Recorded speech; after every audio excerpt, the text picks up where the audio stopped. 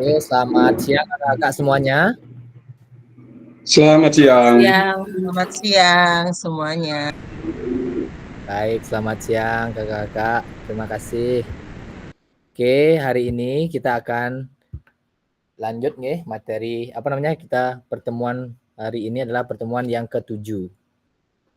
Oke, sebelumnya Om Swastiastu. Assalamualaikum warahmatullahi wabarakatuh. Shalom, namo buddhaya, salam kebajikan, rahayu, rahayu, rahayu. Oke, kakak-kakak. Sebelum kita mulai pertemuan tatap maya kita yang ke-7 ini, mari kita berdoa dulu agar kita diberikan keselamatan dan juga agar pertemuan tatap maya kita pada kali ini bisa bermanfaat untuk kakak-kakak semua. Oke, siapa yang ingin memimpin doa pada siang hari ini? Mungkin Kak Yo? Oke, Kak Yo silakan doa. Baik, selamat sore kakak-kakak semua. Marilah kita awali kegiatan pada sore hari ini dengan berdoa. Berdoa mulai.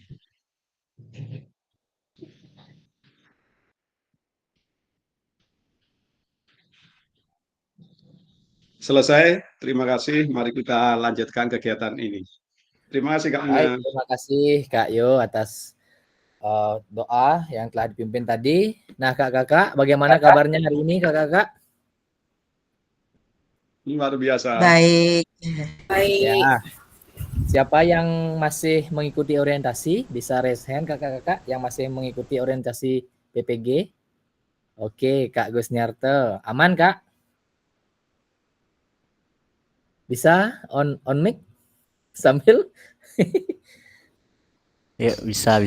Oke, 2 perangkat nggih. Oke, semangat.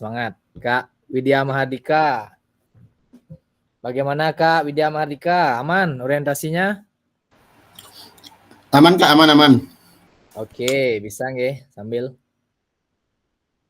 Oke, ini Kak Heru. Gimana Kak Heru? Wih, terlihat kabel tuh Kak Heru. Ya, ini sedang ikut Zoom juga di. Oke, mantap. Kampusnya. Semangat ya. Sambil menyelam minum air Ki, double pekerjaannya. Oke, biar bisa tuntas kalian. Oke, baru 3 orang yang mengikuti orientasi. Siapa lagi? Oh, 3 aja ya? Kak dia ikut? Oh, Kak dia ikut? Saya tanggal 3. Pemiksa tanggal 3. Oh, tanggal 3. Nggih. Oke, jadi aman. Oke, 3 orang yang mengikuti orientasi pada siang hari ini nggih. Kak Suratno kayaknya masih menyelam nih nggih. Di kolam. Gimana Kak? Bisa nggih ikut menyimak Kak Suratno? Serta kakak-kakak yang lainnya. Oke, kita akan lanjut materinya pada pertemuan ke-7 tatap maya kali ini. Oh ya, sebelum tiang lanjut, ada informasi dari BGP bahwasannya untuk mengerjakan coba tiang cek dulu, untuk mengerjakan refleksi di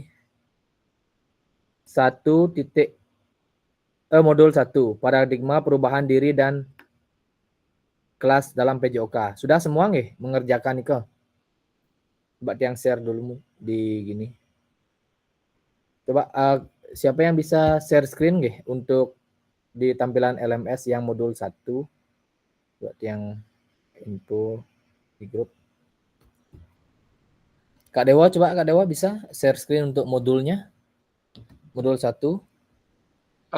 Tak coba dulu Kak. Nggih. Karena di Bali masih 75% yang mengisi. Agar siapa tahu kakak-kakak belum mengisi seperti itu. Karena akan ditarik ini tanggal ini diperpanjang. Nah, terus modul 1 Kak Dewa perpanjang sampai tanggal 30 dia Niki. Sampai yang mana tanggal nih, 30. Modul 1 pakai modul 1 paradigma perubahan paket modul 1, paradigma. Niko. Di bawah refleksi perkembangan ya. Yang kedua Niko. Coba, ini Kak Dewa sudah mengerjakan kuisnya nih. Kakak yang lain sudah nih. Coba bisa dicek kalau ada yang belum, nanti bisa dikerjakan ini. Kak Dewa sudah mengerjakan dia refleksinya. Sesuai yang di chat yang di grup. Oke, Kak Dewa sudah, yang ini sudah. Kalau sudah ada tanda done ini berarti sudah dia mengerjakan nih. Jadi coba nanti dicek kembali kakak-kakak. Kalau sudah, oke, Kak Nopi sudah. Kakak yang lainnya. Kak Nopi, Kak Dewa sudah. Sudah Kak, saya Kak. Oke. Satu titik berapa tadi? Satu titik berapa Dia tadi, Kak? sudah Pak Kak Munah. Oke, Kak Komang sudah. 1.1 Kak Heru. Kak Komang ya sini sudah. Oke, Kak Rai sudah. Saya sudah. Oke, Sudah saya. Kak sini ya. Kak Agus Santiko sudah. Oke. Oke, aman berarti nggih. Ya, nanti kalau misalkan ada yang belum mengerjakan, nanti dicek kembali. Kalau sudah ada tanda down seperti Kak Dewa tadi, berarti sudah mengerjakan. Oke, Kak Komang ya sini sudah nggih.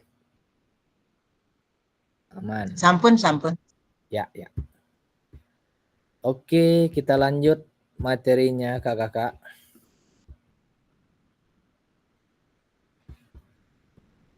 Ya.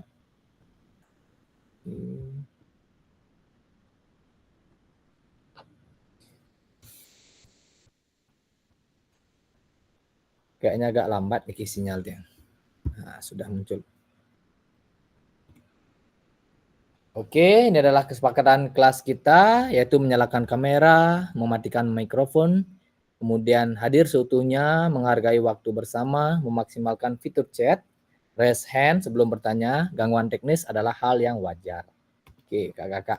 Nah, ini adalah tujuan pembelajaran kita pada siang hari ini, yaitu yang pertama, kakak-kakak mampu memahami penyusunan program PJOK yang berkualitas dengan backward design. Nah, ini adalah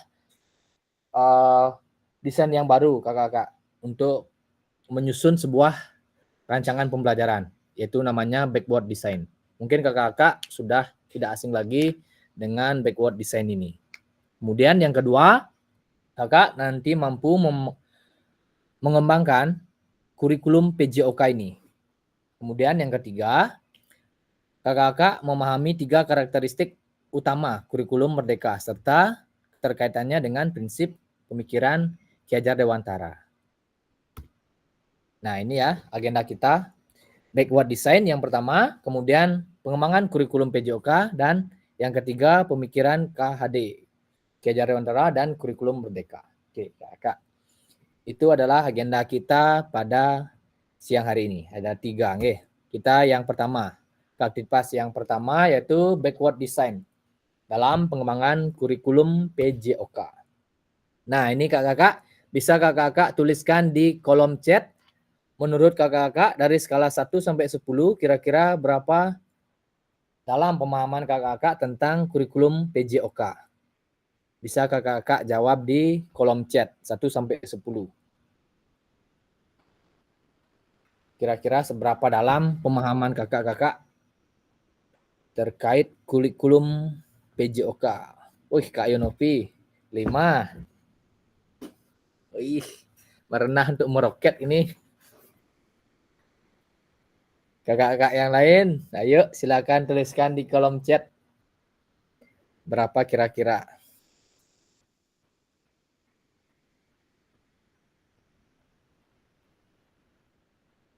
Baru 1, ayo silakan kakak diketik saja.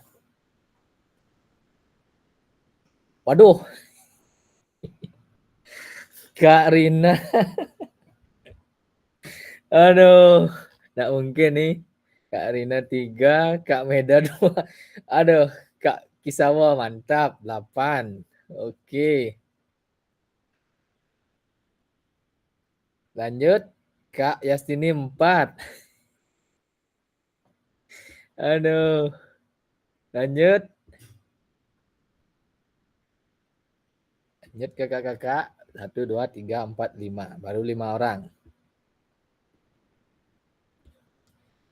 Baru 5 orang. Ayo diketik saja Kak, berapa kira-kira?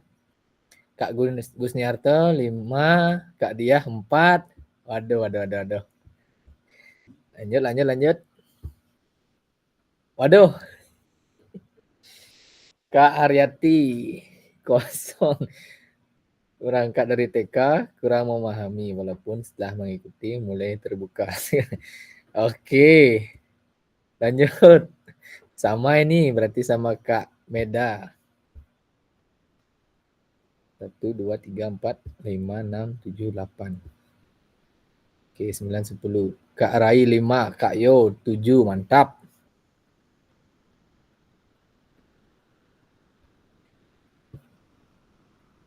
Kak Agus Santika, oke. Main aman, 7,5. Oke. Kak Heru 7, woi mantap Ronaldo katanya. Oke, kita coba nih dulu dari yang Kak Meda nih. Kenapa memilih 2 nih Kak Meda?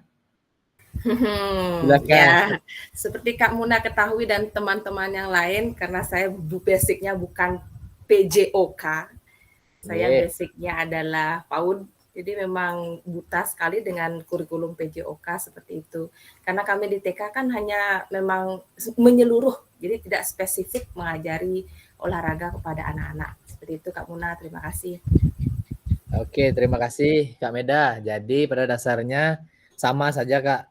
Nanti kurikulum di TK dengan SD itu pasti memiliki keterkaitan satu dengan yang lainnya. Oke, lanjut. 7 banyak, 2 banyak, 2 Kak Rina sama, TK, Kak ini, Kak Ayu sama, Kak Dewo, coba Kak Dewo. 8, mantap Kak Dewo.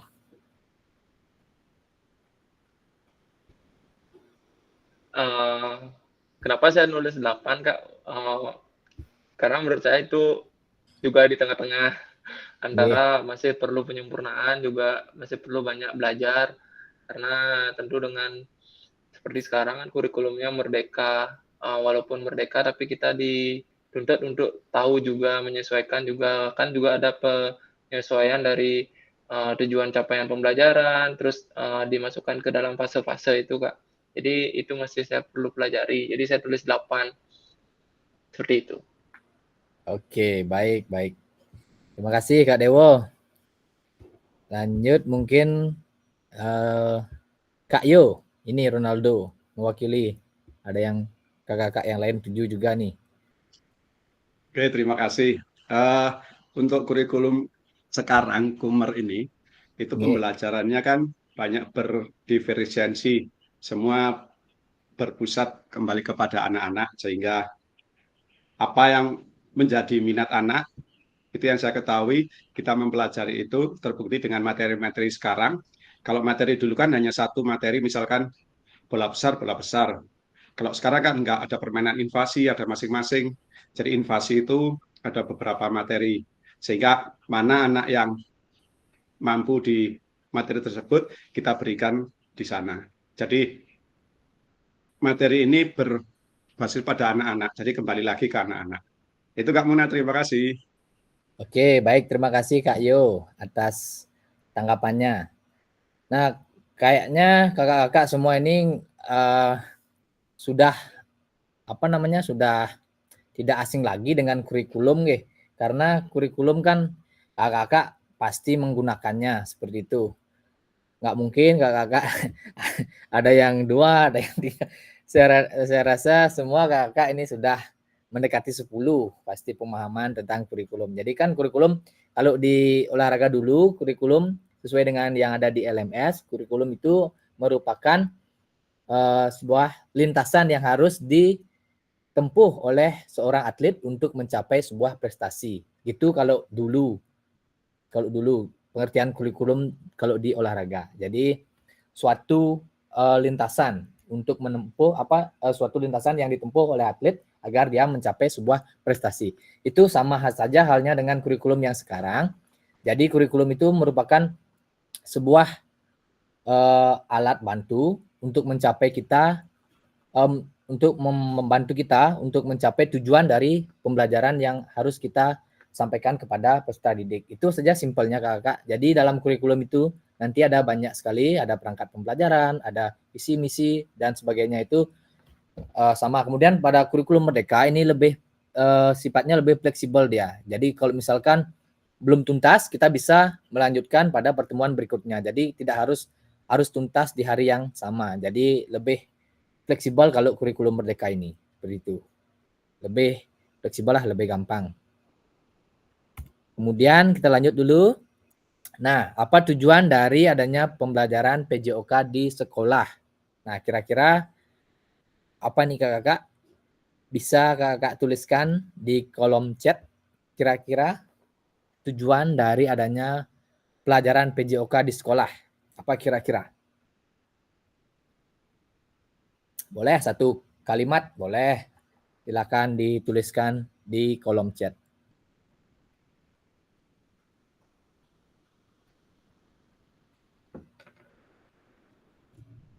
Boleh satu kalimat saja. Yang penting simple.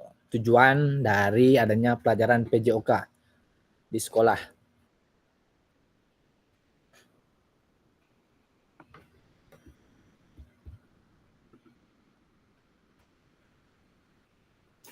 Oke, Kak Gusniarto.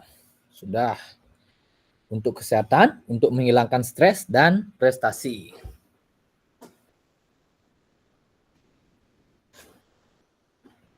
Pada pertemuan pertama, kalau tidak salah, kita sudah sempat singgung sedikit tentang tujuan pembelajaran, tujuan pelajaran PJOK.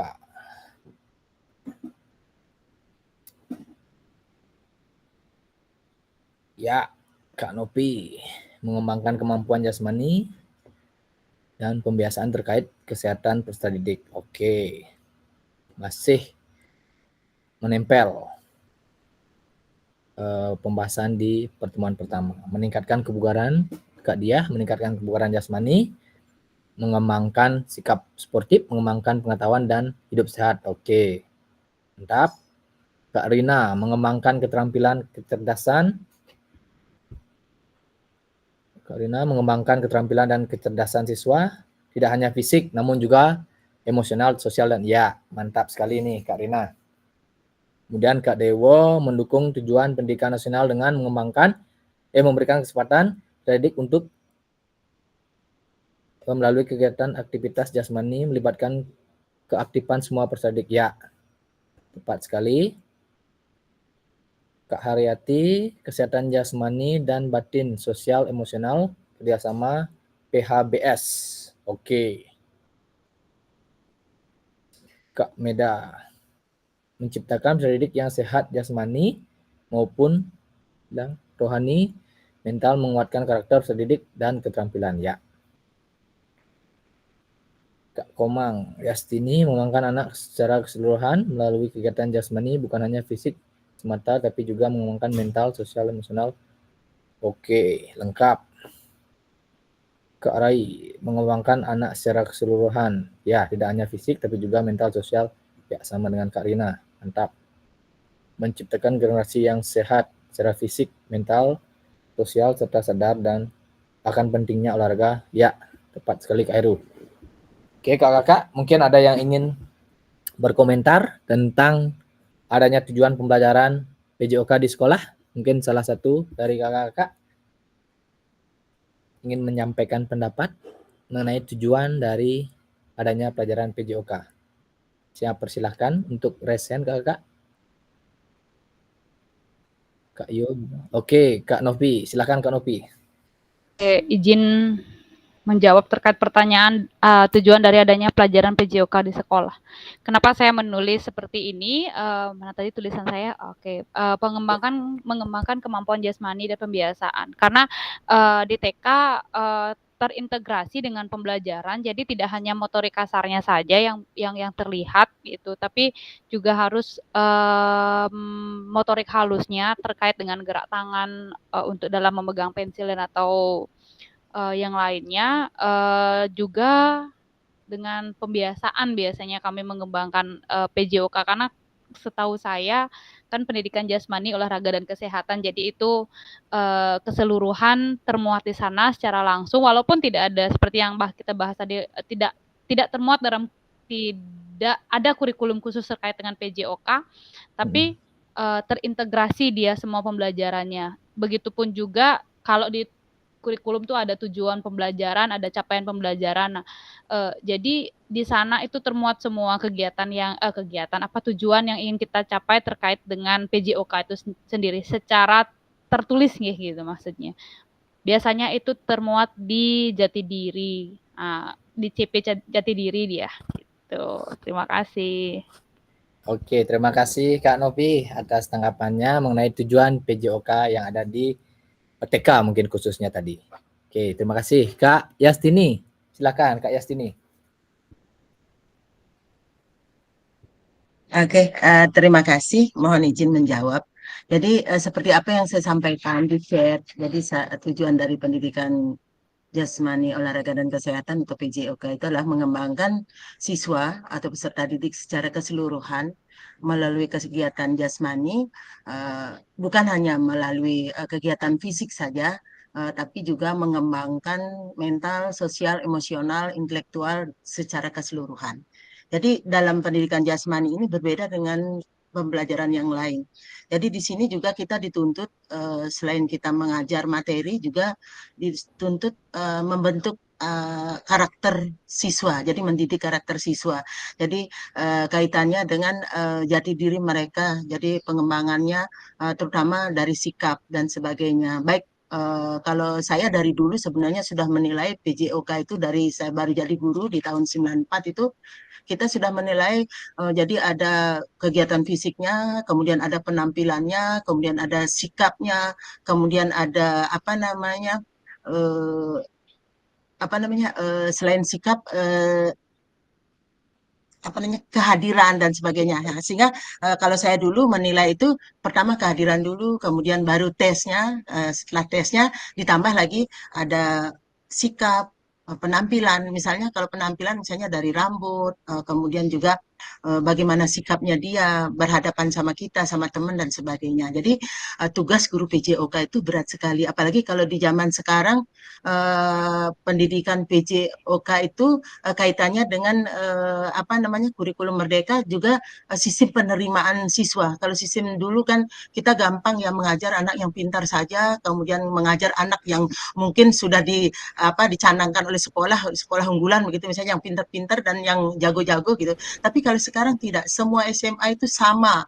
Jadi melalui zonasi. Nah, di sana itu ada terdeteksi anak di dalamnya, ada sebetulnya anak yang harusnya sekolah di SLB begitu, hanya sekolah di sekolah umum seperti sekolah kita. Itu jadi berat sekali menghadapi anak seperti itu. Sehingga mungkin pembelajaran sekarang itu kita tidak bisa karena waktunya terbatas, jadi tidak bisa kita mengajarkan seperti apa dulu itu bagaimana praktek, kemudian bagaimana prestasi olahraga. Jadi saat ini adalah dipentingkanlah pendidikan jasmaninya yang dipentingkan utama karena di sana tercantum di dalamnya ada siswa juga yang normal maupun siswa yang berkebutuhan khusus.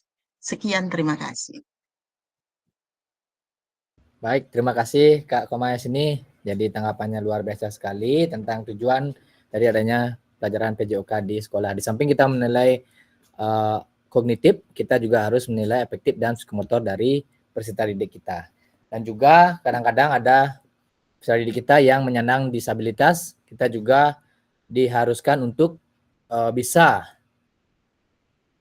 untuk melakukan memberikan tujuan PJOK juga kepada penyandang disabilitas seperti itu. Jadi sangat-sangat kompleks sekali jadi tujuan pelajaran PJOK di sekolah ini. Oke, terima kasih kakak semua atas tanggapannya. Kemudian, nah ini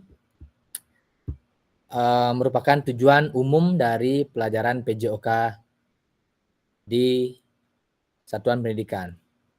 Menurut kurikulum Merdeka ini tahun 2024. Jadi yang pertama, tujuan PJOK yaitu mengembangkan, menerapkan, dan mengevaluasi keterampilan konsep strategi gerak yang menjadi disposisi untuk berpartisipasi dalam berbagai aktivitas jasmani dengan penuh kepercayaan, kemudian kompetensi dan juga kreativitas.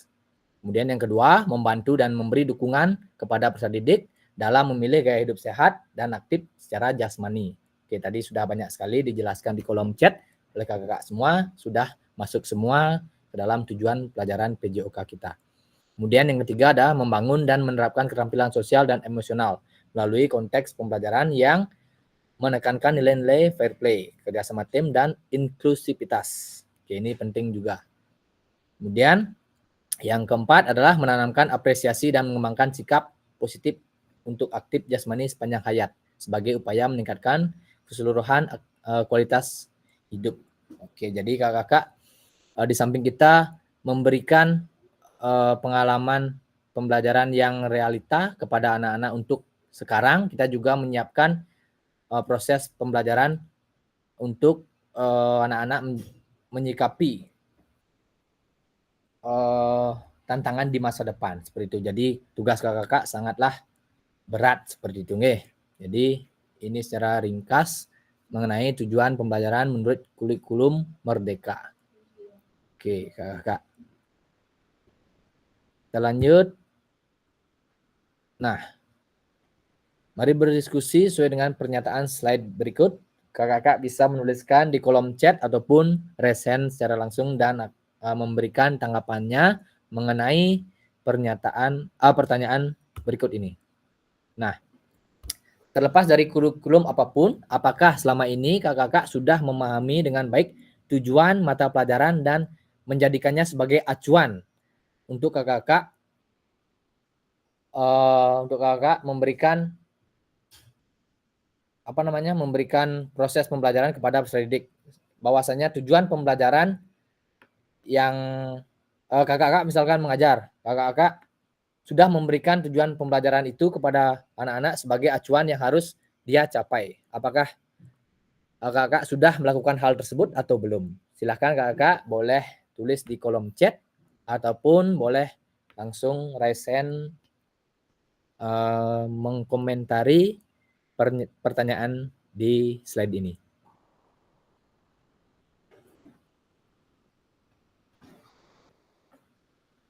Boleh di kolom chat, boleh di langsung raise hand kakak-kakak. Terlepas dari kurikulum apapun yang sudah ada, apakah selama proses pembelajaran kakak-kakak sudah memahami dengan baik tujuan dari mata pelajaran dan menjadikannya dan menjadikan tujuan dari mata pelajaran itu sebagai acuan. Apakah sudah seperti itu kakak-kakak? Oke, Kak Novi sudah. Kak Rina sudah. Oke. Oke, Kak Dewo, silakan. Kak Dewo.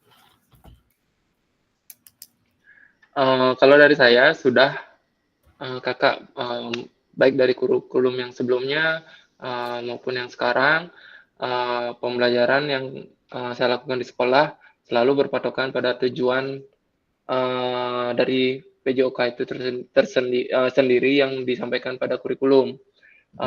Lalu misalnya untuk yang kurikulum Merdeka ini kita punya tujuan dari capaian pembelajaran. Jadi tujuan-tujuan pada capaian pembelajaran itu saya gunakan sebagai landasan saya untuk menentukan tujuan dari pembelajaran saya dan saya selaraskan dengan minat dan serta ruang lingkup materi seperti itu, Kak. Oke, mantap sekali Kak Dewo. Oke, berarti Kak Dewo, kemudian Kak Ayu Nopi, Kak Rina sudah melakukan tujuan sebagai acuan untuk dijadikan berhasil atau tidaknya proses pembelajaran tersebut. Baik sekali. Oke, Kak Komang Yastini. Boleh Kak Komang. Lanjut Kak Komang. Oke, terima kasih. Secara gini saya sudah memahami tentang tujuan PJOK itu sendiri. Cuman kadang-kadang mengaplikasikan dalam suatu bentuk itu kadang-kadang saya mengalami masalah karena saya sedikit kurang lancar walaupun sudah simulai gitu ya karena setelah saya ikut pendidikan S2 di sanalah saya dapat ilmu begitu tentang IT tapi tidak seperti anak muda yang kelahiran di tahun yang muda gitu, karena saya sudah kelewat mungkin dari kakak-kakak di sini yang mungkin yang muda itu mungkin jadi anaknya saya gitu, karena saya kelahirannya 68 gitu. Nah, itulah kendalanya saya biasanya dalam mengaplikasikan dalam suatu bentuk acuan yang bisa dimengerti dan mengikuti era di zaman digital ini. Itu yang jadi masalah di saya. Terima kasih. Baik, terima kasih Kak Komang Yasini atas tanggapannya. Nggak masalah Kak Komang, tapi Kak Komang sudah sangat luar biasa sekali, sudah bisa sampai detik ini nggih. Dan juga Kak Komang tadi sudah menyampaikan bahwasanya beliau sudah mengaplikasikan di pembelajarannya. Namun secara IT mungkin beliau kurang, jadi sudah aman nggih. Jadi semua rata-rata kakak-kakak di sini sudah menjadikan tujuan pelajaran tersebut sebagai acuan dalam proses pembelajaran. Oke, bagus sekali kakak-kakak. Nggih, kita menyamakan persepsi saja di sini. Oke, mungkin kakak yang lainnya sudah? Baru 4 orang yang sudah, 5 orang, jadi sama Kak Dewo. Kakak yang lainnya, apakah sudah? Tujuan pembelajaran tersebut kakak-kakak jadikan acuan untuk menentukan keberhasilan dari proses pembelajaran kakak-kakak. Oke, Kak Meda sudah. Mantap. Oke, kita lanjutkan ya. Nah, dalam konteks kurikulum merdeka, apakah tujuan-tujuan ini bisa kakak-kakak capai? Misalkan kan ada tujuan istilahnya di dalam kurikulum itu turunannya, kemudian kita membuat capaian pembelajaran, ada CP, ada TP, tujuan pembelajaran, baru kita menentukan tujuan-tujuan apa saja yang ingin spesifik kita capai seperti itu. Apakah kakak sudah bisa mencapai tujuan-tujuan tersebut dalam proses pembelajaran? Kira-kira. Apakah ada hambatan atau apa seperti itu? Oke, Kak Yastini. Kak Rina sudah? Oke, terima kasih. Saya izin menambahkan. Jadi kalau pengalaman saya di lapangan, secara umum sih sudah mencapai ya tujuan itu. Cuman terkadang kita di lapangan itu berbeda ya, apalagi kalau di tingkat SMA. SMA kita diberikan waktu untuk olahraga misalnya pagi saja. Kemudian sedangkan kelas yang ada itu kelasnya banyak, kita harus mengajar. Misalnya harus mengajar 2 kelas sekalian. Nah, itulah yang jadi kendala kita bagaimana tujuan yang akan kita capai kita sesuaikan dengan kondisi di lapangan. Kalau masalah pembelajaran sih tentang pembagian alat dan sebagainya itu sudah saya pahami karena sudah lama jadi guru. Cuman itu kendalanya tujuan kita tuh nggak bisa selesai secara maksimal karena keadaan di lapangan itu berbeda. Beda dengan kalau kita mengajar 20 orang siswa, itu gampang sekali. Jadi tujuan apa yang kita ingin capai barangkali secara detail kita bisa capai. Tapi kalau di lapangan kita siswa ada 75 orang dalam waktu 2 jam pelajaran. Nah, itulah yang jadi kendala secara umum kita di SMA. Terima kasih. Oke, baik. Terima kasih Kak Yasini. Jadi secara umum mungkin tujuan pembelajaran sudah kakak capai, namun mungkin ada beberapa peserta didik yang belum mencapai tujuan pembelajaran. Nah, jadi seninya kakak-kakak nanti bagaimana caranya mengelola proses pembelajaran tersebut agar semua peserta didik merasakan tujuan dari pembelajaran yang ingin kakak-kakak capai seperti itu. Oke, saya rasa semua kakak sudah mampu mencapai tujuan dari proses pembelajaran yang ingin dicapai. Nah, memahami tujuan umum sangatlah penting sebagai acuan untuk memahami muara akhir dari proses pembelajaran itu.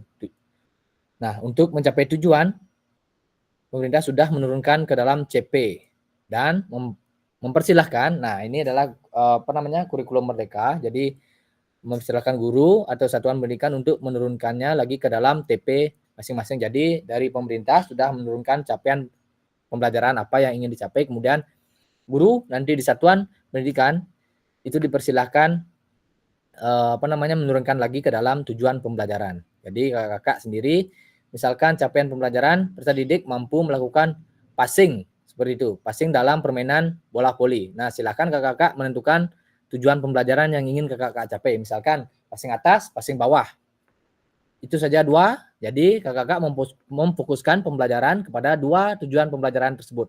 Misalkan passing atas dan passing bawah. Bagaimana nanti kakak-kakak di lapangan itu membuat strategi pembelajaran agar strategi kakak-kakak itu bisa setidaknya mengetahui lah dari kognitif bagaimana caranya melakukan passing atas, kemudian melakukan passing bawah, seperti itu. Kemudian jika sudah kognitif, mungkin kita akan lanjut ke psikomotornya, gerak sedikit. Nah, bagaimana kakak-kakak memancing peserta agar peserta itu menggemari dulu bola, sehingga mereka akan melakukan, setidaknya mau melakukan passing atas ataupun passing bawah, seperti itu. Bagaimana kreativitas kakak-kakak sendiri dalam merancang pembelajaran nanti di lapangan, sehingga peserta didik kakak-kakak itu tertarik dengan bagaimana caranya melakukan passing atas ataupun passing bawah. Mungkin dengan cara bermain atau mungkin dengan cara drill dan sebagainya. Seperti itu. Nanti kan ada peserta didik yang sangat mahir dan tidak mahir. Nanti kakak bisa menggunakan proses pembelajaran yang berbeda.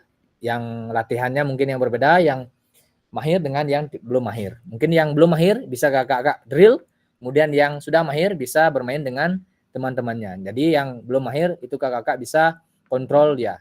Seperti itu. Oke, kita lanjut. Nah, bagaimana memastikan agar pengajaran kita lakukan benar-benar menyasar pada tujuan pembelajaran? Nah, karena seringkali pengajaran langsung fokus pada materi atau aktivitas apa yang harus dilakukan murid. Nah, ini adalah tujuan dari pembelajaran kita pada siang hari ini, yaitu menggunakan metode backward design. Jadi agak sedikit berbeda niki kakak dari desain-desain yang secara umum. Kalau dulu kan tujuan pembelajaran, setelah itu kakak membuat materi, baru membuat penilaian seperti itu. Nah, ini di backward design ini sedikit berbeda. Nah, ini adalah tahapan dari backward design, yaitu yang pertama, yang ini harus kakak cermati, sedikit berbeda. Kakak harus mengidentifikasi tujuan pembelajaran dulu, habis itu baru langsung dia ke metode penilaian. Baru nanti kakak setelah melakukan metode penilaian, baru kakak akan merancang materi, kemudian strategi pembelajaran, itu di bawahnya. Nah, kalau misalkan yang dulu-dulu kan kakak menentukan tujuan. Nanti setelah tujuan baru kakak membuat strategi pembelajaran, membuat baru membuat penilaian. Nah, itu pengukuran. Nah, kalau misalkan di backward design ini simpelnya kita membuat tujuan dulu, baru kita akan membuat penilaian. Apakah bagaimana caranya kita menilai agar tujuan itu bisa tercapai? Makanya penilaian itu dilakukan nomor 2. Seperti itu. Kalau misalkan sulit penilaiannya, makanya materi dan juga strategi pembelajaran itu bisa kita rubah seperti itu. Jadi tujuan dulu, habis tujuan baru penilaian. Bagaimana kita menilai dari capaian pembelajaran itu? Apakah dengan metode apa seperti itu? Jadi kalau kita sudah gampang untuk menilai, baru kita bisa gampang dengan membuat strategi maupun materi-materi apa yang ingin diajarkan seperti itu. Jadi cuman ini aja yang berbeda kakak dari capaian, kemudian setelah capaian langsung ke penilaian. Dinilai langsung bagaimana caranya untuk berhasil mencapai proses pembelajaran tersebut. Baru kita merancang materi-materi dan juga strategi pembelajaran. Oke, kira-kira itu kakak. Mungkin kakak ada yang sudah menggunakan backward design ini, apa sudah ada yang metode yang terlebih baru seperti itu yang sudah digunakan? Boleh kakak silakan memberikan komentarnya atau desain apa yang kakak gunakan biasanya pada saat proses pembelajaran di sekolah.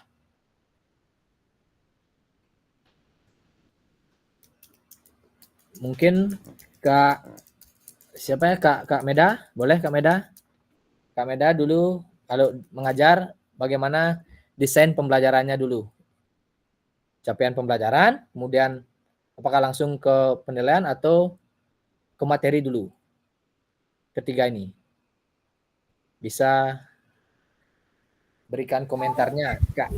Biasanya penilaian paling akhir, Kak Munah. Jadi materi dulu. Seperti itu, Kak Munah. Oke, terima kasih Kak Meda. Kak Dewo, seperti apa dulu proses pembelajarannya?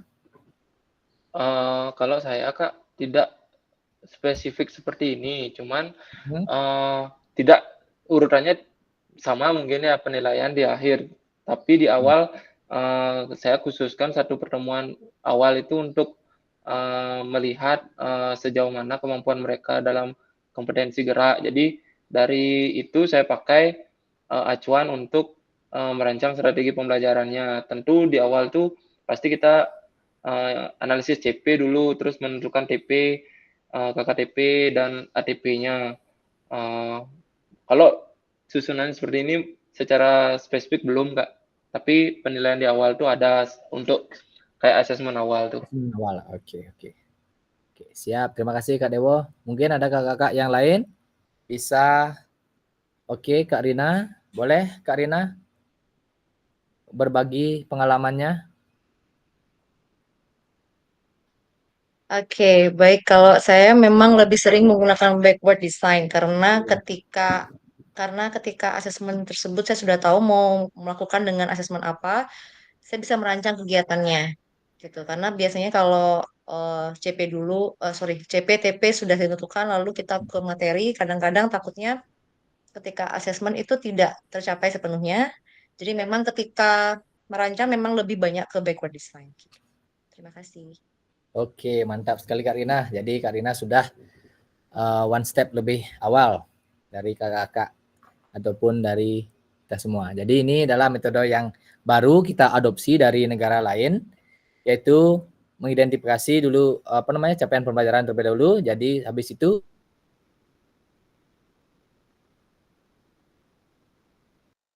dari cara kita menilai, maka kita akan bisa melakukan atau menentukan materi apa yang cocok dari cara penilaian tersebut. Kemudian strategi apa yang cocok untuk mencapai hasil pembelajaran. Jadi tujuan pertama, kemudian yang kedua adalah penilaian. Jadi dengan harapan capaian pembelajaran itu bisa kita nilai sejauh mana bisa tercapai apa tidak. Seperti itu, tidak lagi di akhir dia diletakkan penilaiannya itu. Gitu. Jadi cuman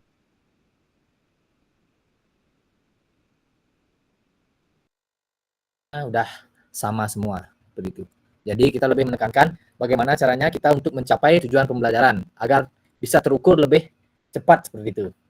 Dan bagaimana proses terukurnya itu bisa kita rancang menggunakan strategi-strategi pembelajaran maupun materi-materi yang bisa mendukung dari tercapainya tujuan pembelajaran itu. Mungkin itu Kakak. Oke, terima kasih Kak Rina telah menyampaikan bahwasanya beliau sudah menggunakan backward design. Nah, jadi pesan kunci di sini adalah backward design merupakan proses sistematis yang memastikan kesesuaian kurikulum dengan capaian pembelajaran yang diinginkan.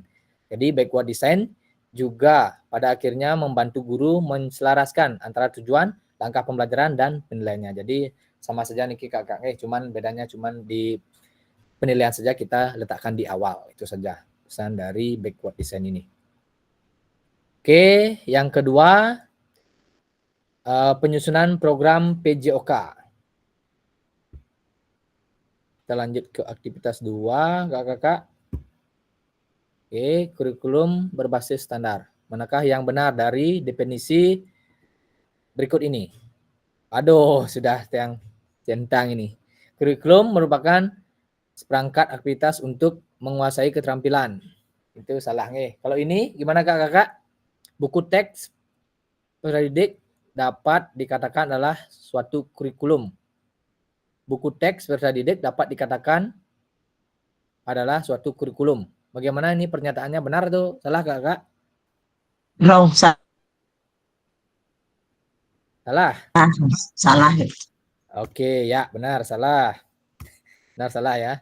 Kalau ini, kurikulum adalah suatu standar untuk mengetahui apa yang peserta didik harus pelajari menurut keterampilan. Oke, Kak benar. Ya, benar. Oke, Kak Heru. Ya. Oke, jadi pemahaman kakak tentang definisi kurikulum sudah tepat sekali. Jadi saya rasa untuk yang memilih nilai 2, 3, 4 itu salah besar. Jadi kakak sudah di atas 9 itu, 9, 10 nilainya nih tentang kurikulum. Oke, lanjut.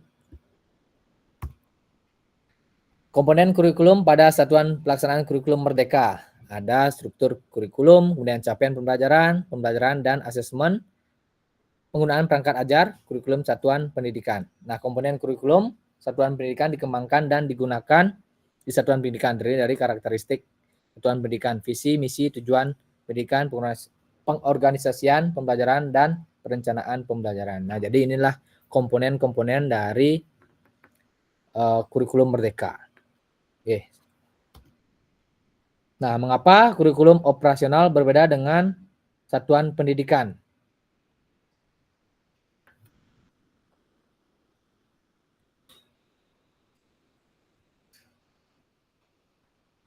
Nah, jadi di sini agar bermakna, kurikulum operasional satuan pendidikan dikembangkan sesuai dengan konteks dan kebutuhan peserta didik dan satuan pendidikannya. Ini bisa menjadi kabar gembira untuk kakak dapat menyusun program yang relevan dengan kultur gerak di mana peserta didik tinggal. Seperti itu. Nah, silakan sekarang kakak bisa bercerita bagaimana penyusunan kurikulum PJOK. Kira-kira ada yang mau bercerita nih kakak terkait penyusunan kurikulum PJOK? Oke, Kak Nopi, silakan Kak Nopi. Oke, izin berbagi terkait bukan spesifik ya kurikulum PJOK sebenarnya, karena kami perlu diketahui bahwa PAUD tidak memiliki kurikulum khusus PJOK, tapi terintegrasi kurikulum namanya kurikulum satuan KSP, dia kurikulum satuan pendidikan sekarang KSP bukan kurikulum operasional lagi, KSP udah. Ya, tahun ajaran ini kebetulan saya bersama kepala sekolah dan rekan-rekan juga sebelumnya memastikan bahwa berdiskusi begitu terkait dengan apa-apa saja kegiatan yang akan dilakukan, kemudian tujuan pembelajaran juga kita tetapkan bersama secara umum. Jadi semua teman-teman memberikan idenya, memberikan saran. Saya tukang ngetik-ngetiknya gitu. Jadi membuat bersama-sama lah pada intinya idenya gitu. Jadi dengan begitu kita bisa tahu apa kegiatan yang akan kita lakukan. Jadi kalau di tujuan pembelajaran ini kurang, kemungkinan teman bisa menambahkan. Nah, di sana gunanya kita berdiskusi gitu. Jadi kita tidak bisa satu orang berjalan untuk membuat kurikulum, tapi harus bekerja sama. Terima kasih. Oke, terima kasih Kak Nopi. Nah, jadi sudah menjawab ini pertanyaan yang pertama. Ternyata Kak Nopi sudah ikut campur dalam bagian dari penyusunan dan juga pengembangan kurikulum. Oke, Kak Suratno, silakan Kak Suratno. Ini ada pertanyaan nomor 1.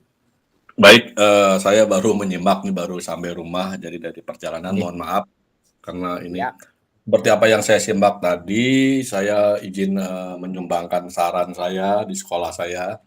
Biasanya kami setiap tahun itu ada namanya review kurikulum.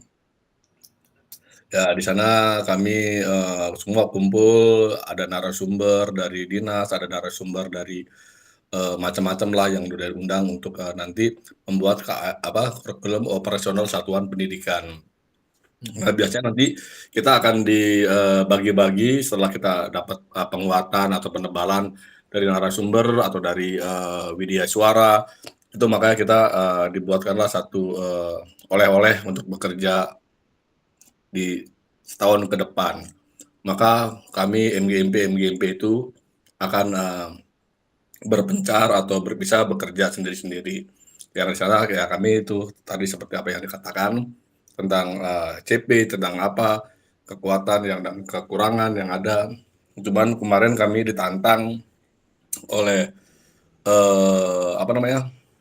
widya suara, atau kebetulan kami juga itu widya suara kami, guru kami itu ada yang sudah menjadi widya suara sampai tingkat nasional. Itu menantang mengintegrasikan namanya kurikulum PJOK dengan kurikulum atau mata pelajaran lain seperti MIPA, IPS dan sebagainya. Jadi membuat satu kesepakatan bahwa ada integrasi antara pembelajaran PJOK dengan MIPA dengan IPS seperti itu. Terima kasih. Oke, luar biasa sekali Kak Suratno sudah berkolaborasi dengan pihak-pihak yang terkait dalam penyusunan kurikulum di sekolahnya. Nggih. Luar biasa sekali. Mungkin ada kakak yang lain ingin berkomentar mengenai bagaimana kakak merancang program PJOK sebagai bagian dari pengembangan kurikulum mata pelajaran PJOK. Selain tadi Kak Suratno sudah berkolaborasi dengan pihak-pihak terkait.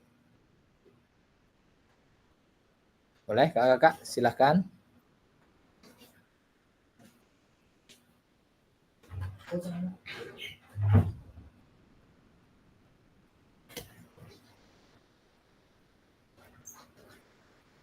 Boleh kakak?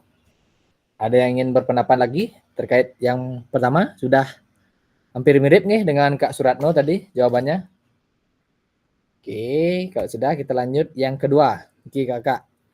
Apa saja yang selama ini kakak anggap menjadi suatu yang bernilai untuk dipelajari peserta didik di kelas PJOK? Nah, apa saja kira-kira kakak yang kakak anggap menjadi suatu yang bernilai di pelajaran PJOK bagi peserta didik?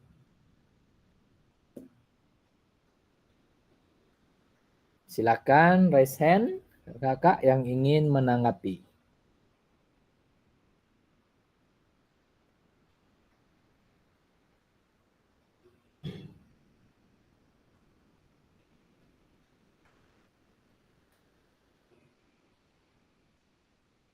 Kak Yo mungkin, Kak Yo? Ingin menanggapi Kak Yo? Baik Kak, saya coba menjawab. Apa saja selama ini Bapak Ibu anggap menjadi sesuatu yang bernilai untuk dipelajari?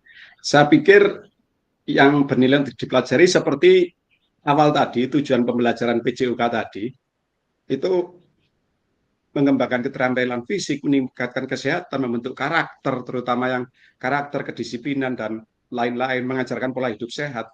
Itu saya rasa yang paling bernilai untuk dipelajari di PJOK.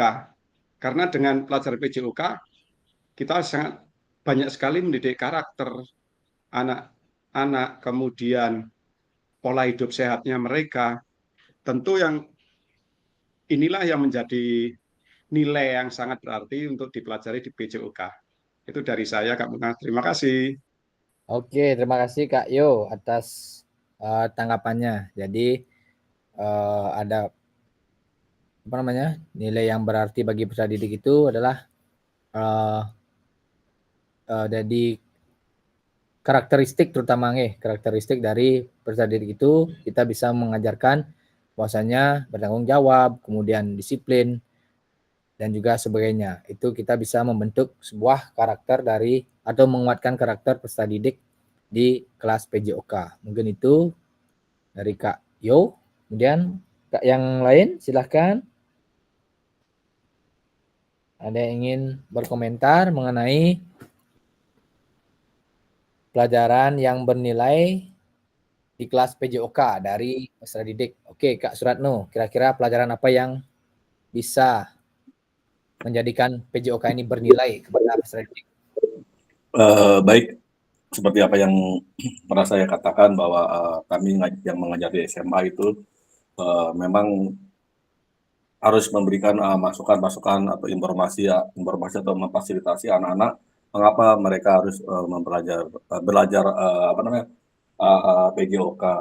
Dan kalau bisa di awal memang kita sudah bicara masalah tentang kalau saya mengajar PJOK misalnya di bola besar atau bola yang dengan net atau dengan bola yang tanpa net, itu mengatakan bahwa kami butuh orang-orang seperti anak-anak ini untuk dijadikan sebagai bahan. Siapa tahu saya menemukan atlet seperti itu, maka akan kami selalu beri informasi seperti itu.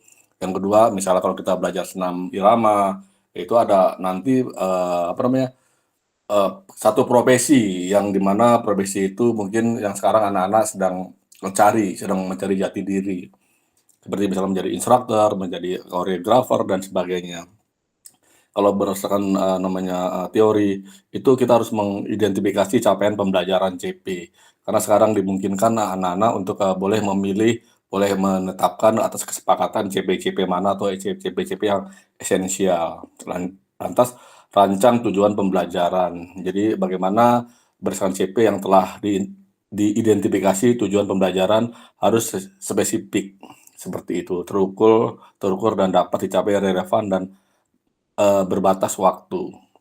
Jadi perencanaan pembelajaran. Jadi rancang langkah-langkah pembelajaran yang interaktif, sesuai inspiratif, menyenangkan, menantang, dan memotivasi peserta didik untuk berpartisipasi aktif. Lantas yang keempat, pelaksanaan pembelajaran. Nah, laksanakan pembelajaran yang dirancang untuk pembelajaran pengalaman belajar yang berkualitas. Nah, kalau di tempat kami itu tidak boleh lagi yang namanya ada dua kelas digabung gitu jadi satu. Jadi kita, padahal juga saya udah protes. Kalau kayak gitu kami siapkan lapangan, kami siapkan macam-macam gitu, seperti itu. Tapi kami wakak kurikulum kami atau pimpinan kami nggak boleh yang seperti dulu jam ke 0 gitu. Jadi mereka harus mengikuti jam pembelajaran, misalnya jam ke 9.10, jam ke 7.08 gitu. Nah, jam 9.10 tuh biasanya panas sekali dan rawan untuk anak-anak untuk menguap, mengantuk dan sebagainya. Jadi perlu sekali adanya pelaksanaan pembelajaran yang memang harus disepakati bareng. Nah, lantas asesmen pembelajaran, ya gunanya asesmen formatif dan sumatif dan sebagainya.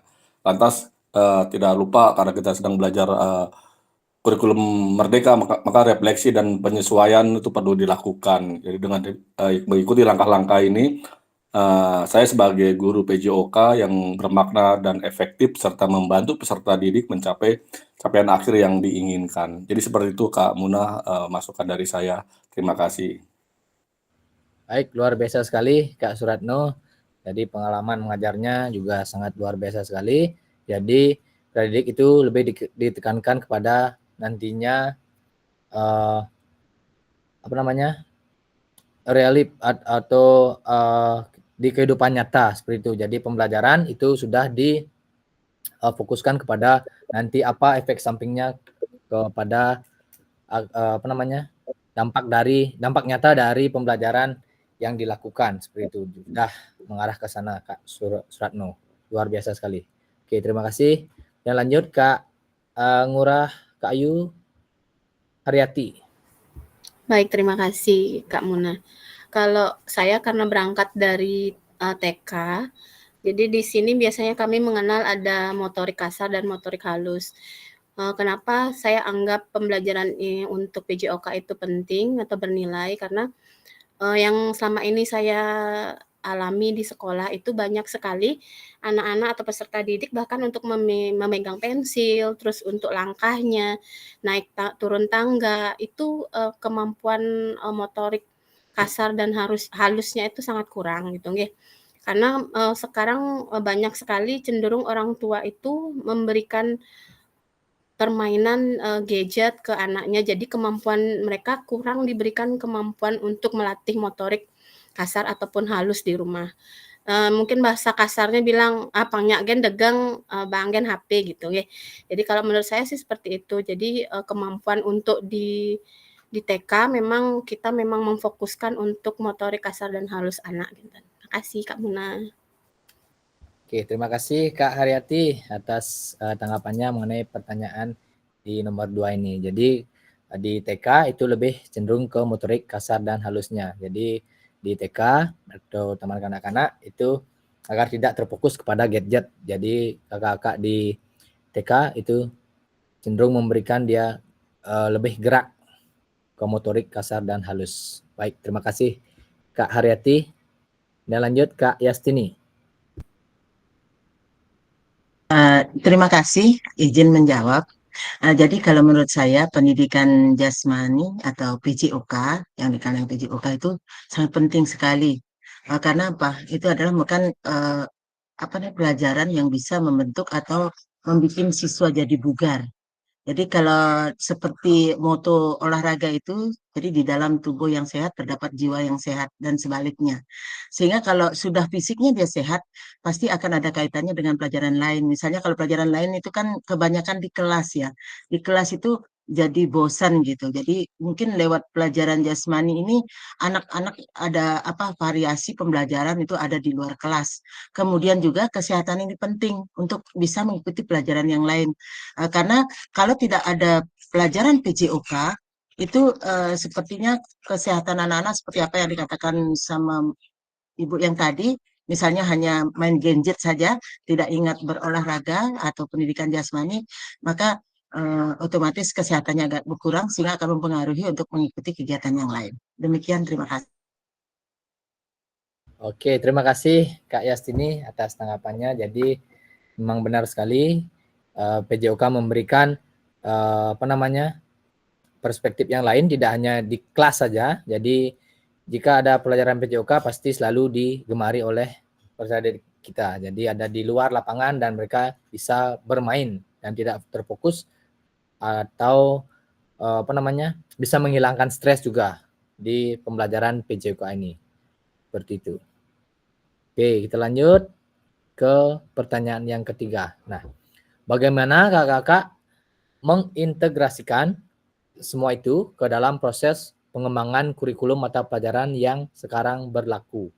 Jadi kurikulum Merdeka. Bagaimana caranya kakak-kakak mengintegrasikan ke semua hal-hal yang tadi itu dalam proses pengembangan kurikulum mata pelajaran PJOK yang berlaku sekarang? Kira-kira ada yang ingin menanggapi terkait pertanyaan yang ketiga ini? Yang persilakan kakak-kakak.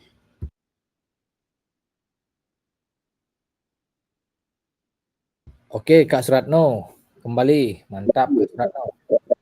Maaf ini mendominasi mungkin. Ya, luar biasa. Senior-senior kita lebih banyak pengalaman Niki. Silakan berbagi kakak. Oke, terima kasih Kak Muna. Jadi tadi dibilang bahwa PJOK adalah penting, juga penting. Hati-hati di SMK itu PJOK sudah dihapus di kelas 12. Aduh. Ya, jadi mungkin diadakan gelaran ini supaya kita dicuci kembali untuk supaya kita sadar kalau nanti kita dihapus bagaimana seperti itu. Tapi oke lah itu awang saja atau itu. Saya hanya ingin tadi sudah menjelaskan bahwa saat saya di awal tahun itu saya sama narasumber saya atau WI saya saat itu yang ada diundang oleh sekolah itu supaya menantang saya untuk mengintegrasikan tadi sudah saya katakan kepada tentang hal-hal pengukuran dengan matematika, dengan literasi dan numerasi seperti itu. Jadi yang berkaitan dengan sosial, ya jadi supaya untuk pengembangan kurikulum PJOK itu mengintegrasikan dengan dengan MIPA, dengan TIK ya, TIK dengan IPS, sosial, kebudayaan dan lokal wisdom yang ada di sekolah kami. Kebetulan sekolah kami di Kedonganan itu yang berbau pariwisata aroma kuat sekali, kafe-kafe, makan malam di seafood di sana yang perputaran besar sekali. Jadi kami disuruh mengintegrasikan ke sana seperti itu Kak Muna. Jadi dengan bersama dengan TIK, matematika, IPS, dengan sosiologi, ekonomi ya disinergikan seperti itu. Yang pernah saya tadi paparkan di awal. Terima kasih.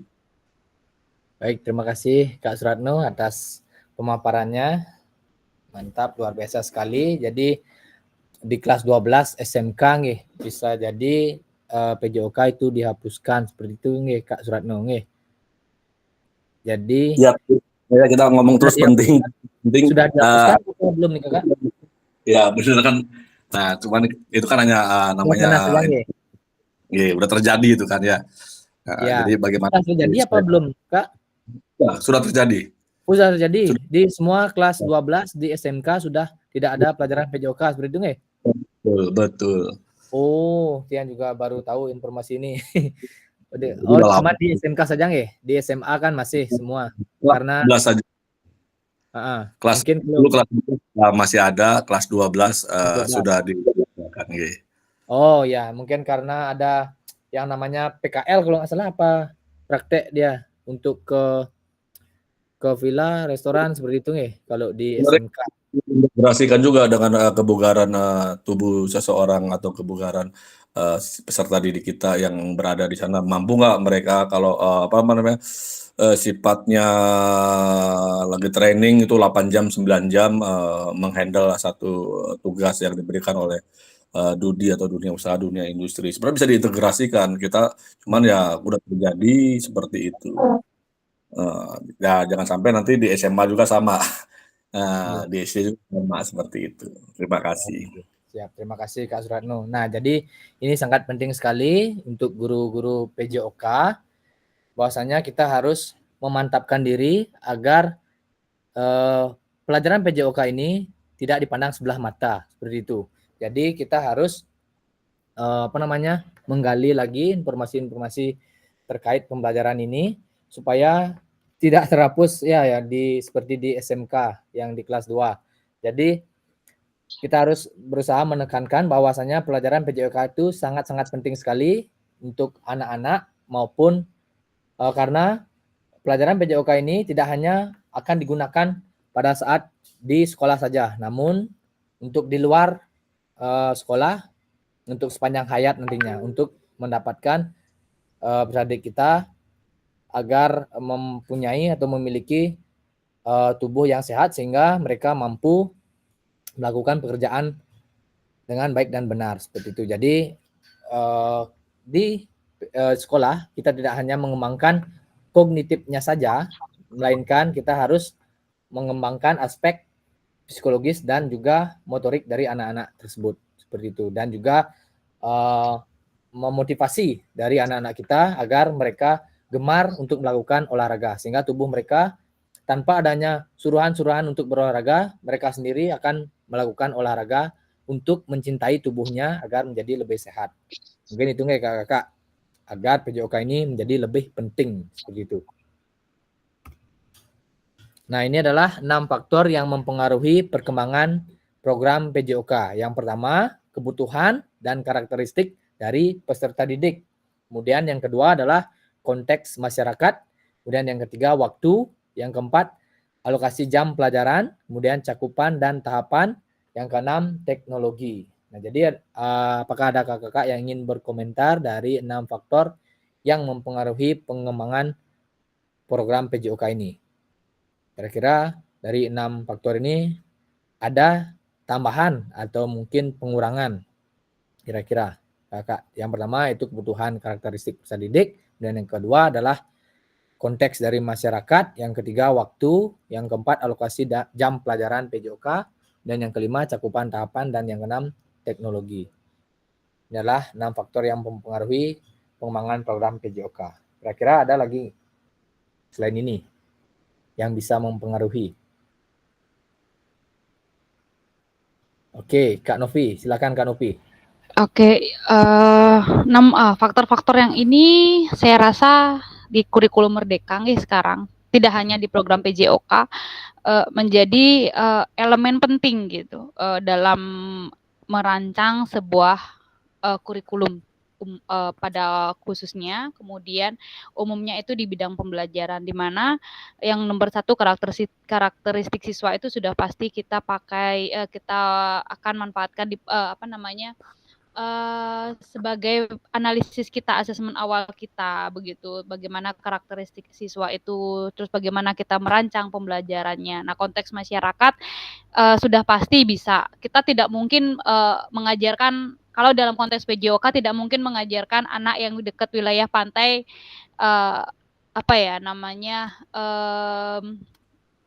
istilahnya kalau jalan, mending kita memanfaatkan gitu istilahnya. Kalau saya bilangnya memanfaatkan lingkungan sekitar, masyarakat sekitar, ataupun ada yang ada di sekitar itu sebagai bahan. Jadi aset kan, aset aset olahraga ya, aset untuk anak-anak mengembangkan fisiknya. Kemudian untuk waktu, kalau waktu biasanya kan sudah ditentukan biasanya kalau kalau dalam pembelajaran tidak hanya PJOK berapa jam, terus gurunya seperti apa. Nah, alokasi juga seperti itu. Tapi mungkin terkadang kalau saya dulu pada waktu masih sekolah ada yang olahraganya siang, yang gitu-gitu sore gitu kan, itu juga cukup apa ya namanya, cukup kurang enak juga kalau siang ke sore. Mending kalau mungkin sekarang sudah pagi semua, saya lihat anak-anak SD di sekitar sekolah saya tuh pagi biasanya mereka keliling sebagai pemanasan. Alokasi jam pembelajaran juga seperti itu, cakupan dan tahapan itu kembali lagi bagaimana kita di kelas, bagaimana kita sebagai guru merancang pembelajaran tersebut, dan teknologi sudah pasti kita manfaatkan. Ketika guru merasa kurang bisa menjelaskan, kurang bisa karena anak-anak sekarang lebih kritis apalagi yang di PAUD kan gitu. Jadi dengan kita memanfaatkan video pembelajaran atau dengan apa ya namanya, kalau di SMA mungkin ada link atau seperti apa pelajaran-pelajaran yang terkait itu bisa kita manfaatkan. Jadi kalau saya rasa semua ini saling keterkaitan dalam kita membuat pembelajaran yang menarik dan berdiferensiasi, khususnya PJOK dan pembelajaran lain pada umumnya. Terima kasih. Terima kasih Kak Novi atas tanggapannya. Jadi yang terakhir itu adalah teknologi. Teknologi itu bisa menjadi dua sisi, bisa positif, bisa negatif. Tergantung dari kita memotivasi dari peserta didik kita untuk memanfaatkan teknologi tersebut.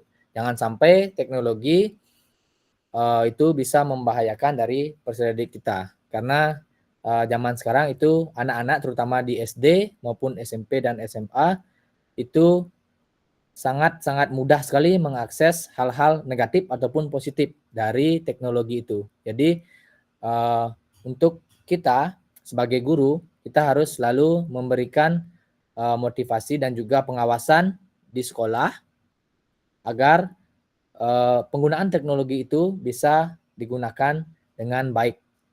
Dan juga kita memberikan anak-anak kita bahwasanya sudah ada pelanggaran jika mereka menggunakan teknologi secara tidak baik. Misalkan mengirim stiker yang tidak baik kepada temannya, kemudian mengirimkan link-link yang tidak baik juga kepada temannya, itu sudah ada aturan yang berlaku yang bisa menjerat peserta didik kita. Jadi kita bisa memberikan motivasi kepada peserta didik kita agar mereka selalu menggunakan teknologi ini dengan hal-hal yang positif, bisa mencari bagaimana program latihan yang baik, kemudian bisa mencari bagaimana caranya yang ingin diet seperti itu, makanan-makanan apa yang bisa digunakan dan sebagainya. Seperti itu Kakak. Jadi Kakak lebih memotivasi dari peserta didik kita karena teknologi ini sangat-sangat luas sekali dan kita tidak bisa bendung seperti itu. Oke, kita lanjut Kakak. Ya, aktivitas yang terakhir yaitu yang ketiga, karakteristik utama kurikulum merdeka dan artikulasi Ki-Hajar Dewantara dalam pendidikan nasional. Jadi Ki-Hajar Dewantara itu adalah bapak dari pendidikan nasional. Oke, Kakak. Nah, menurut Kakak, kata kunci apa yang berulang kali kita telah bahas dalam pengembangan kurikulum PJOK? Oke, Kakak. Bisa resen dengan pertanyaan yang ini. Oke, Kak Nopi. Oke, merdeka. Oke, Kakak yang lain. Kata kunci apa yang berulang kali kita telah bahas dalam pengembangan kurikulum PJOK?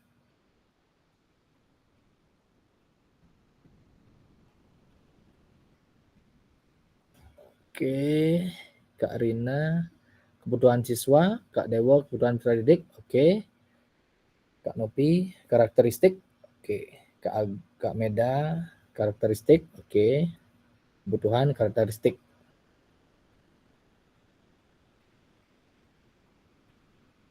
Ada yang lain Kakak?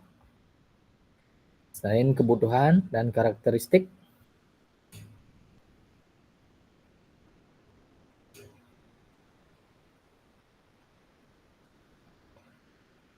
Berpusat pada peserta didik. Oke.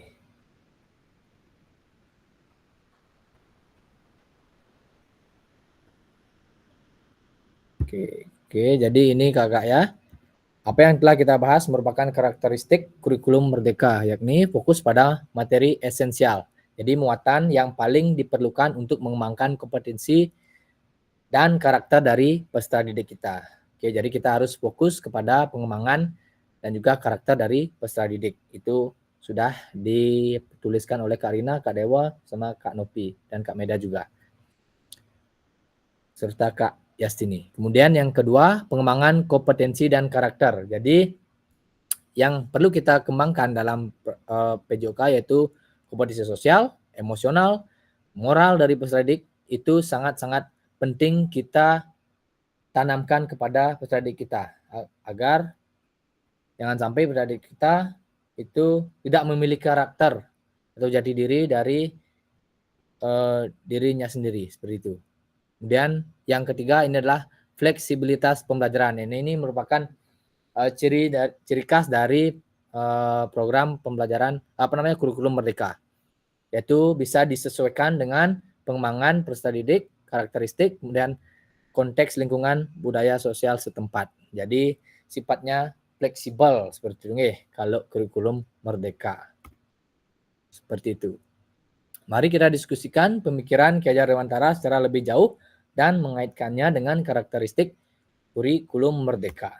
Oke, nah Ki Hajar Dewantara menggarisbawahi bahwasannya maksud dari pendidikan adalah menuntun segala kodrat yang ada pada anak-anak agar mereka dapat mencapai keselamatan dan kebahagiaan yang setinggi-tingginya baik sebagai manusia maupun sebagai anggota masyarakat. Nah, oleh sebab itu pendidik itu hanya dapat menuntun tumbuh dan hidupnya kekuatan kodrat yang ada pada anak-anak agar dapat memperbaiki lakunya dan tumbuhnya kekuatan kodrat anak. Oke, jadi ini nih kakak. Jadi kita sebagai pendidik itu wajib menuntun anak-anak sesuai dengan kodratnya agar mereka bisa mencapai apa yang ingin mereka dapatkan, baik untuk dirinya sendiri maupun untuk masyarakat nantinya. Seperti itu. Nah, hampir selesai. Nah, di sini ada beberapa landasan atau pemikiran dari Ki Hajar Dewantara, yaitu yang pertama, pendidikan untuk semua. Jadi pendidikan tidak hanya untuk tidak hanya untuk beberapa orang, namun untuk keseluruhan. Setiap individu itu berhak untuk memperoleh pendidikan, baik itu tidak memandang status sosial, tidak memandang gender, kemudian tidak memandang latar belakang budaya mereka. Kemudian kita harus mampu mendidik semua secara keseluruhan dari peserta didik itu, biarpun mereka dari kalangan yang kurang, itu kita harus memberikan pendidikan juga kepada mereka. Kemudian yang kedua yaitu pendidikan berbasis budaya. Nah, jadi pendidikan harus memperhatikan dan membangun kearifan lokal budaya setempat. Seperti di PJOK itu sudah ada permainan tradisional. Nah, itu kakak-kakak bisa kembangkan untuk menggali lagi potensi-potensi budaya yang bisa kita kembangkan. Jadi kearifan lokal setempat apa yang bisa kakak-kakak manfaatkan dalam pembelajaran PJOK. Itu nggih. Kemudian ada pendidikan yang holistik. Ini maksudnya adalah pendidikan tidak hanya terbatas pada aspek akademik saja. Namun kita sebagai guru PJOK itu harus memperhatikan pengembangan aspek fisik dan juga emosional dari peserta didik itu. Dan juga sosialnya juga. Sehingga mereka bisa mampu berkembang secara menyeluruh. Tidak hanya akademiknya saja yang kuat seperti itu. Jadi keseluruhan bisa tercapai. Kognitif, afektif, dan psikomotornya bisa tercapai. Kemudian ada yang namanya pendidikan karakter. Nah, pendidikan karakter ini menekankan kepada terbentuknya karakter yang kuat dalam pendidikan. Nah, menurut beliau ini itu dapat pendidikan karakter menurut Ki Hajar Dewantara itu bisa membantu mengembangkan sifat-sifat kejujuran, nah kemudian disiplin, tanggung jawab, kemudian kerjasama, semangat gotong royong. Nah ini dewasa ini sangat-sangat minim nih anak-anak kita dari sifat tanggung jawab sudah semakin menurun. Nah jadi tugas kakak-kakak adalah memberikan penguatan karakter kepada peserta didik kita, sehingga anak-anak didik kita menjadi lebih disiplin, kemudian tanggung jawab, dan juga memiliki sifat jujur. Itu sangat penting sekali, dan juga gotong royong. Itu kakak-kakak, kita harus menanamkan pendidikan karakter kepada peserta didik kita. Kemudian ada yang namanya pendidikan yang relevan dengan kehidupan. Nah ini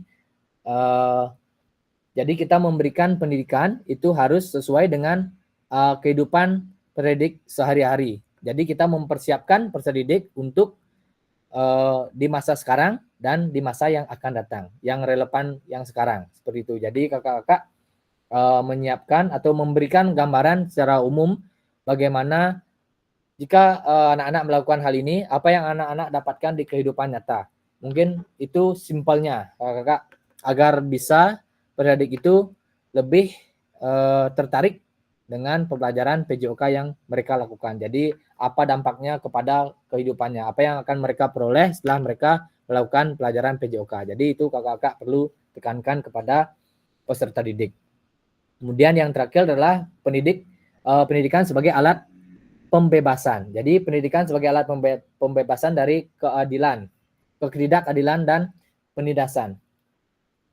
Jadi menurut Ki Hajar Dewantara, ini masih relevan hingga saat ini dan menjadi landasan pembangunan sistem pendidikan di Indonesia sekarang ini.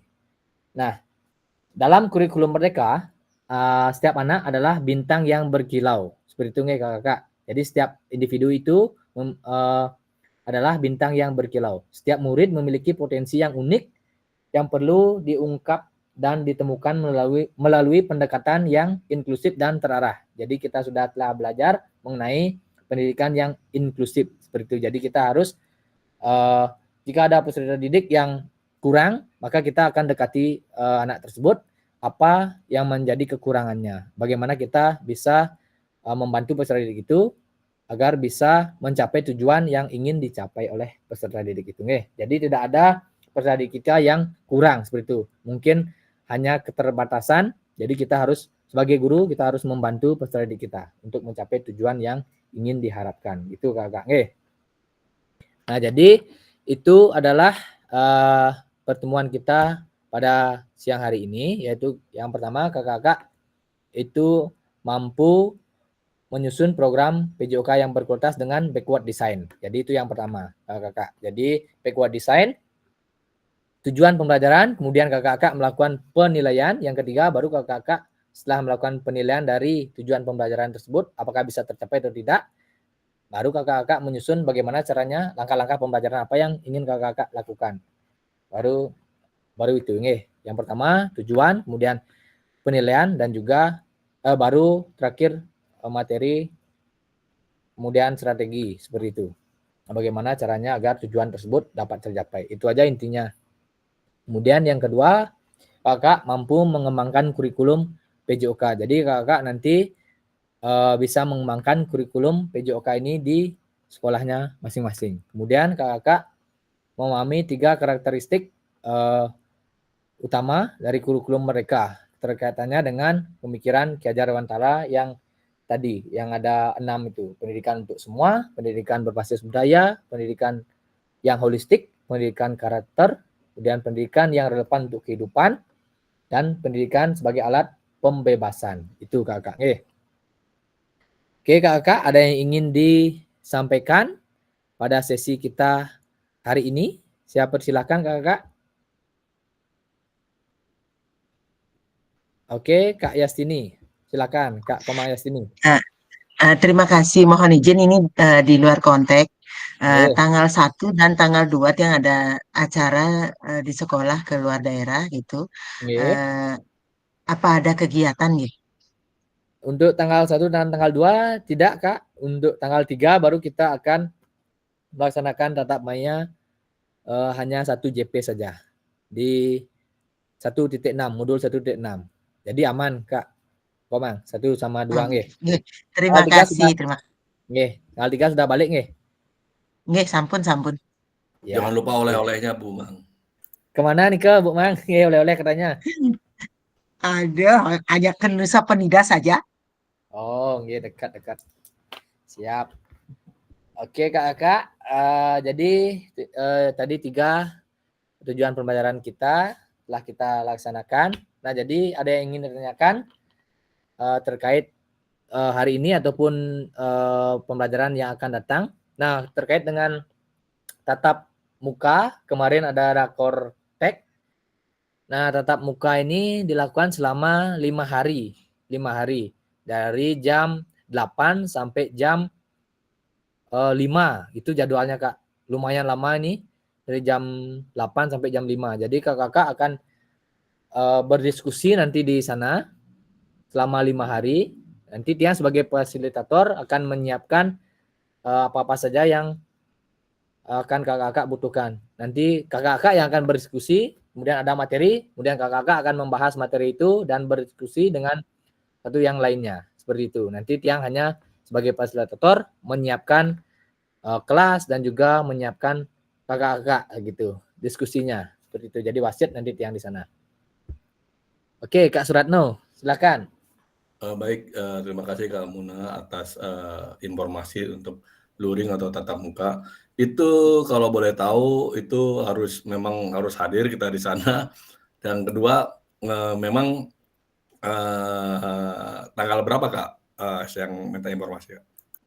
Oke, terima kasih Kak Suratno. Jadi untuk tatap muka atau luring, nanti itu peserta itu wajib ya datang. Karena itu nanti sudah ada surat dari dinas. Dan juga kemarin kita rakortek dengan dinas juga. Dinas semua provinsi diundang di sana. Jadi untuk menentukan tempat di mana. Kalau kita itu dapat tempat di SMP 2 Kuta Utara. Jadi sudah disediakan kelas. Kemarin sama Pak Kasih nelpon ke SMP 2 Kuta Utara.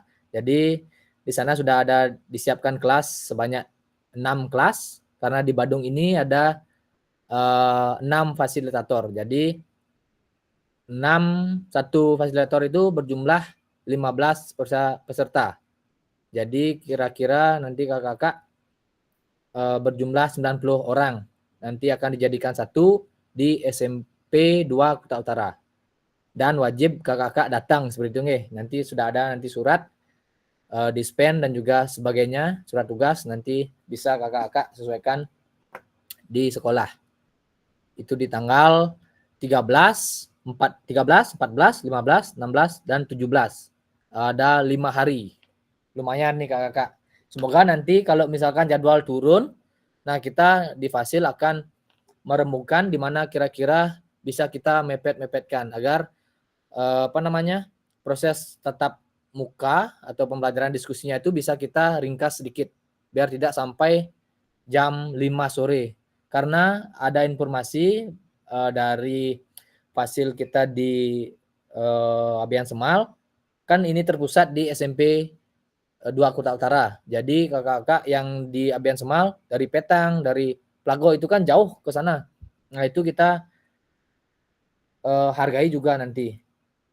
Bahwasanya kalau misalkan dulu Tiang itu dapat tempat untuk menginap. Kalau ini kan tidak dapat tempat untuk menginap. Nah jadi bagaimana nanti kita di fasilitator bisa membuat kebijakan agar kakak-kakak itu tidak sampai malam sampai di rumah. Karena BGP itu tidak menyediakan tempat menginap di sekolah seperti itu. Jadi kakak-kakak harus pulang. Jadi yang jauh itu mereka harus pulang. Jangan sampai ada kenapa-napa di jalan karena perjalanannya sangat jauh sekali. Kalau di Petang itu mungkin bisa sampai 1,5 jam mereka nanti bolak-balik selama 5 hari kan lumayan sekali nih Kang.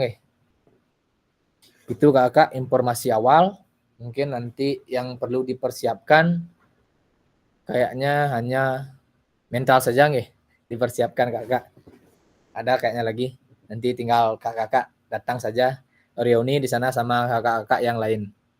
Oh ya Kak Komang Yastini juga ada titip salam dari Kak siapa ya, Yonita kalau nggak salah nggih. Nggih, Yonita di kelas nih Kak. Iya, adik kelasnya Kak Komang ternyata sangat senior sekali katanya beliau niki. Kak Komang Yastini sama Kak Suratno niki satu leteng ya. Kak Suratno masih lebih kecil, Tiang paling tua, Tiang kelahiran 68, tinggal 4 di tahun. bawah 2 tahun.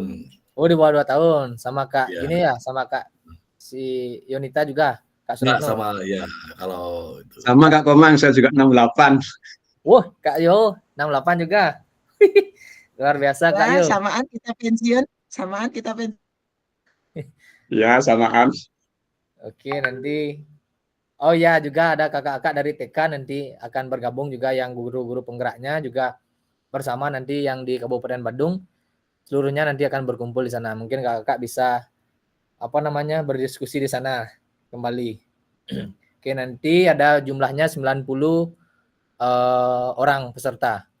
Mungkin nanti gelombang yang berikutnya kayaknya informasi tidak ada seperti itu kakak-kakak. Jadi ini adalah gelombang yang terakhir. Ini adalah kesempatan kakak-kakak untuk mengikuti program PKG PJOK. Karena kayaknya kalau tidak salah dengar itu tidak ada lagi program ini seperti itu. Jadi ini yang terakhir.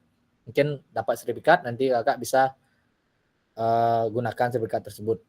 Dan juga ilmu-ilmu yang didapatkan bisa kakak-kakak sebarkan seperti itu. Kayaknya nih kalau nggak salah. Mungkin nanti kalau ada kebijakan lain dari BGP, mungkin ada program yang lainnya atau apa, itu kayaknya kalau yang PKG ini kayaknya nggak ada lagi gelombang berikutnya seperti itu. Gelombang 1 sama gelombang 2 saja.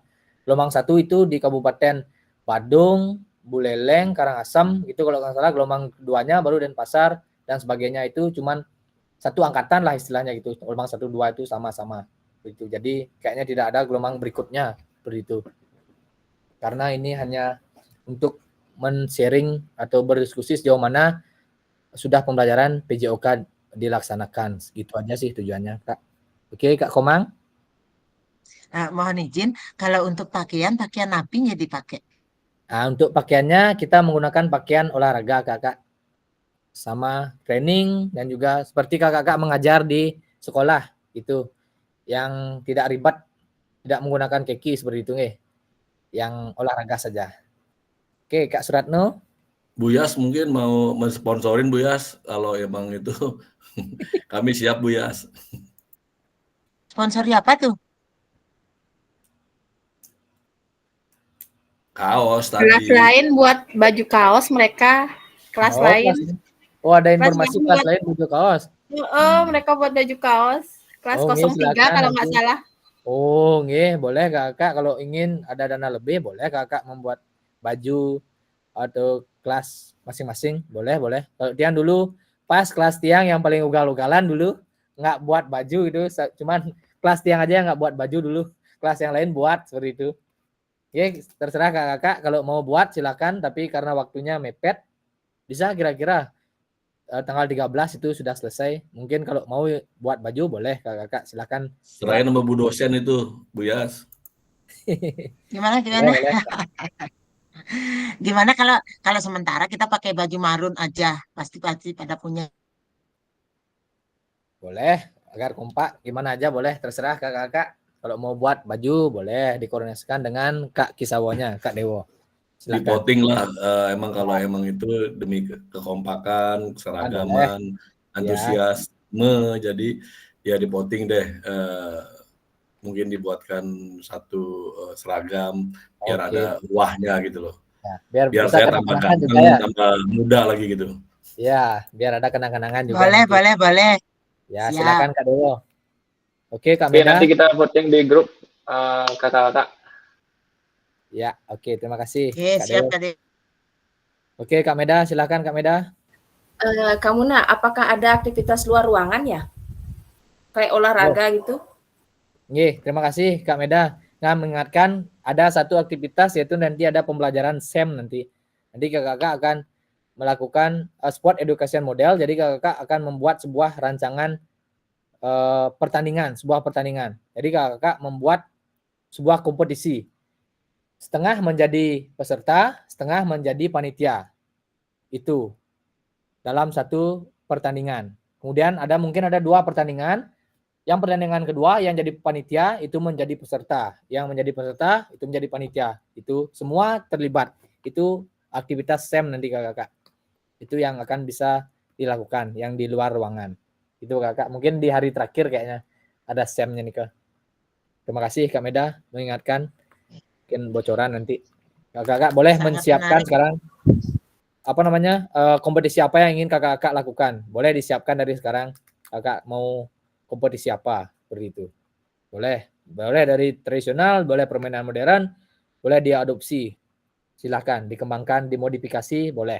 Nanti lapangannya menggunakan lapangan di SMA Negeri 2 Kuta Utara. Itu kakak.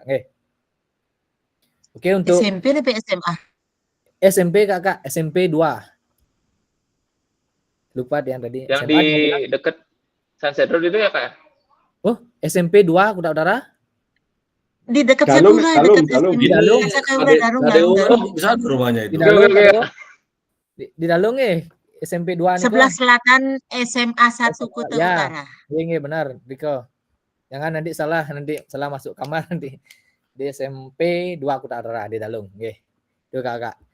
Dan dia mengingatkan untuk dudet ada kayaknya dudet yang harus kakak-kakak selesaikan di yang untuk dudet yang ini sudah semua 1.4 sudah semua mengerjakan. Untuk 1.5 yang untuk hari ini itu tanggal 1 Oktober. Itu dudetnya. Mungkin Kak Yastini bisa selesaikan nanti agar bisa liburan dengan tenang Kak Yastini. Karena ada dudet tanggal 1 Oktober. Membuat refleksi nih Kak. Oh, sampun ya, siap. Nanti langsung saja diupload Kakak. Jangan sampai terlambat. Kayaknya sudah semua peserta sudah mengerjakan. Aman, jadi semua sudah aman. Tinggal Kak Widyat Mika Nika mungkin nanti tiang hubungi kembali untuk Kak Widyat Mika. Kak Rai, ada kabar Kak Rai? Kak Widyat Mika-nya? Oke, aman. Oke, Kakak, kita dari sekolah mana gitu? Dari sekolah mana Widyat Mika nih? Kurang tahu tiang, lupa kemarin ada di chat, tapi tiang lupa. Nanti coba tiang hubungi kembali. Terus dia hubungi Kak Widyat Mika-nya Niki biar kembali aktif seperti itu. Satu orang aja. Kalau di pasil-pasil lain juga sama, semua rata-rata ada satu orang yang seperti itu gitu. Sama, satu-satu orang pasti ada. Kentan. Oke. Siapa yang ingin memimpin doa Kakak untuk pertemuan kita yang ke-7 ini? Karena sudah di penghujung ya. Ada yang mau mimpin? Kak Rina mungkin senyum-senyum dia, Kak Rina. Ayo Kak Rina. Baik, kelihatan ya saya senyum-senyum dari tadi karena udah mau selesai, udah mau selesai gitu kan ya.